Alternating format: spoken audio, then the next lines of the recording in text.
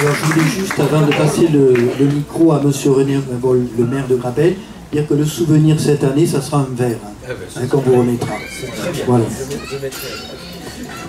Bonjour à tous, madame la présidente, monsieur, enfin les présidents, il n'y a que ça.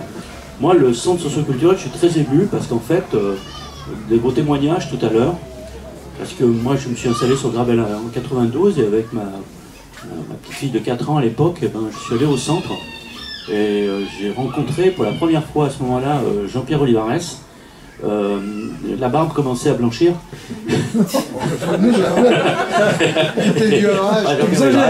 Et donc il m'a parlé de la moisson. Il m'a dit, je me souviens très bien de cette conversation, on n'en a pas encore parlé, Jean-Pierre, mais c'est au centre socioculturel, la moisson, et que j'habitais pas loin de la moisson, il fallait que j'apprenne à vivre avec. Et que c'était extrêmement important d'avoir ce rapport, etc. C'est comme ça que j'ai connu le centre socioculturel. Et puis ensuite, eh ben, la vie, les enfants, tout ça. Et naturellement, je me suis beaucoup plus intéressé au centre socioculturel à partir du moment où Christiane était présidente et où j'ai vu se développer. Et à un moment, certains disaient dans le village, comme il y avait un problème de financement, effectivement, ce choc salarial, etc., certains disaient, il n'y en a pas pour longtemps, hein, le centre socioculturel va bientôt disparaître. Et puis, vous voyez, c'était faux. Pourquoi c'était faux? Parce qu'en fait, sur Grabel, il y a eu une véritable solidarité qui s'exprime toujours lorsqu'on est face à une difficulté. On l'a vu encore il y a 15 jours, quand il y a eu l'incendie. Hein, tout de suite, les gens se mettent en avant, viennent à la mairie, disent, qu'est-ce que je peux faire? Voilà. Ben, il y a eu la même chose à l'époque, hein, avec la municipalité de l'époque, avec tout le monde, etc. Et bien sûr, après, Sona, que j'ai plus connu au cours de mes mandats, voilà, avant que Laurence devienne présidente, mais je dirai un mot tout à l'heure à ce sujet, Sona, qui, comme tout à l'heure, vous l'avez vu, a apporté, alors je ne sais pas si le cœur, pour moi, il est ouvert, alors, mais pour elle, c'est gigantesque. C'est gigantesque. C'est-à-dire, c'est cette générosité, cet accueil, tout le temps, toujours. Et on a eu l'idée qui simple, bon, bien sûr, il faut que les subventions des organismes, la CAF et la mairie, les deux subventions essentielles, soient suffisantes pour que les habitants, en s'inscrivant aux activités, soient des tarifs les plus modestes possibles, pour que ça soit ouvert au plus grand nombre.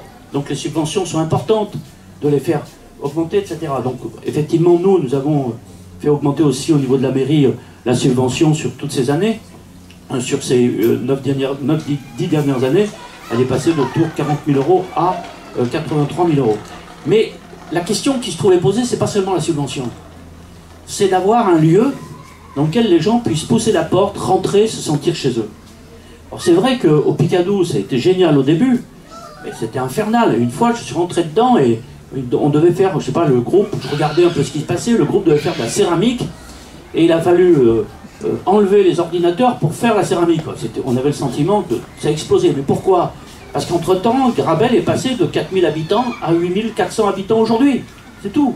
Et qu'à partir de là, la population, elle éprouve le même besoin d'activité, de lien social, de chaleur, de proximité, et qu'il fallait ouvrir. Donc c'est à ce moment-là qu'on s'est décidé à faire ici, non pas une mairie, mais une maison commune. Là, au début, les gens ne comprenaient rien. Hein. Une maison commune, mais de quoi vous parlez? Qu'est-ce que c'est? Voilà, d'accord. On a expliqué, on n'a pas envie de faire une mairie, voilà, on a envie de faire une maison commune dans laquelle il y ait les services administratifs de la mairie, mais il y a d'autres services dans la mairie. Il y a les services techniques, il y a la police municipale, il y a plein d'autres endroits où la mairie a des locaux. À la Valsière, une mairie annexe, etc. Mais on veut faire un endroit où il puisse y avoir le maximum de liens sociaux. Parce qu'il n'y a rien de pire qu'une mairie à 5h30. C'est un lieu mort. Il ne se passe plus rien. Parce que les services, c'est normal, travaillent sans bon. Alors il y a quelques élus, ils se réunissent le soir, ou un peu de lumière, mais il n'y a rien d'autre. Et ma joie profonde, ça a été, lorsqu'on s'est installé ici en 2015, c'est de faire qu'à l'heure de la sortie des enfants des écoles, les enfants arrivent et leur bruit monte dans les couloirs. Et à la mairie, si on est en réunion, on entend le bruit des enfants qui montent et qui vont aux activités organisées soit par le centre socioculturel de Taverne, soit par les services municipaux.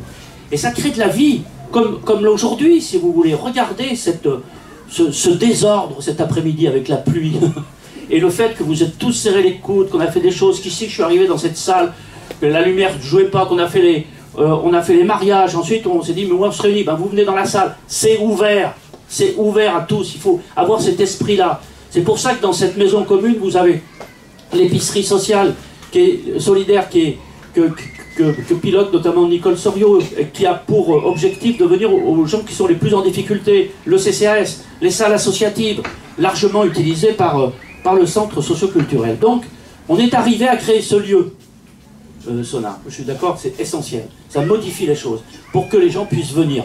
Et maintenant, on est à la veille d'une deuxième étape. Et c'est Laurence qui va vous la présenter, cette deuxième étape après.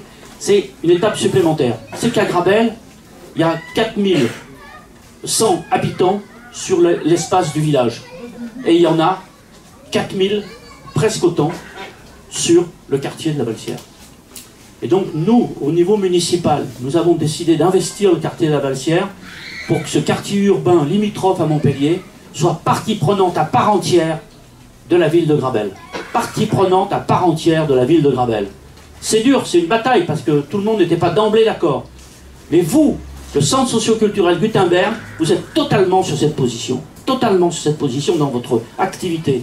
Et ça, c'est tout à fait important. Quand au début, à la Valsière, il n'y avait rien, il y avait casino. Enfin non, ça s'appelait même Intermarché. Donc, voilà. Et il n'y avait même pas de boulangerie, il n'y avait rien. Je sais ce que c'est. Tous ceux qui ont fait du travail social, tous ceux qui travaillent dans les quartiers savent ce que c'est. Si vous laissez se développer un quartier sans le moyen de construire le lien social, vous le payez très cher quelques années plus tard, et c'est pas avec des caméras de vidéosurveillance que vous réglerez le problème. Donc, il vous faut du lien social, il faut de la solidarité, il faut de la présence humaine, il faut de l'énergie. Et donc, il y a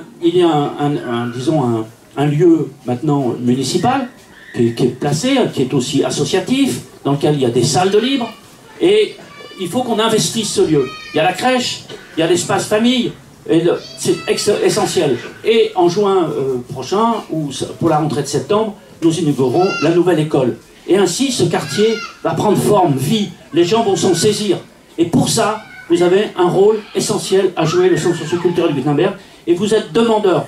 Et là, on vous accompagne, et avec la CAF, il faut vraiment qu'on s'organise au plus près pour faire que cette étape-là soit franchie avec succès, pour que, après, pour les suivants, maires, présidents, etc., on dise, voilà, on a pu régler ce problème, l'arrivée d'un nouveau quartier. Voilà le sentiment global qu'on a, et surtout, je voudrais dire à tous les salariés, à tous les bénévoles du centre socioculturel Gutenberg, c'est vous qui faites vivre cette maison. Vous la faites vivre, et vous investissez. Je sais qu'aujourd'hui, il y a des difficultés. Par exemple, la suppression des contrats aidés, qui est pour moi un scandale. Voilà. Nous allons faire face, nous n'allons pas nous laisser faire, nous allons trouver des solutions. On va s'accrocher et toutes les activités vont être maintenues, et on va faire que les salariés, d'autant plus que ces contrats aidés, quand j'entends dire que c'est des gens qu'on prend puis qu'on jette après, justement la mairie et le centre socioculturel Gutenberg, on a commencé avec des contrats aidés, ils sont là, c'est les salariés qui sont ici, et ensuite ils ont été titularisés, ils ont des contrats à durée indéterminée, ils sont stabilisés, et c'est cette stabilité du personnel aux côtés des bénévoles qui fait votre force. Et ça, les Grabellois s'en aperçoivent. Donc, longue vie au centre Gutenberg, et rendez-vous 30e, c'est ça, 30e anniversaire. Voilà, mais je sais plus faire, hein.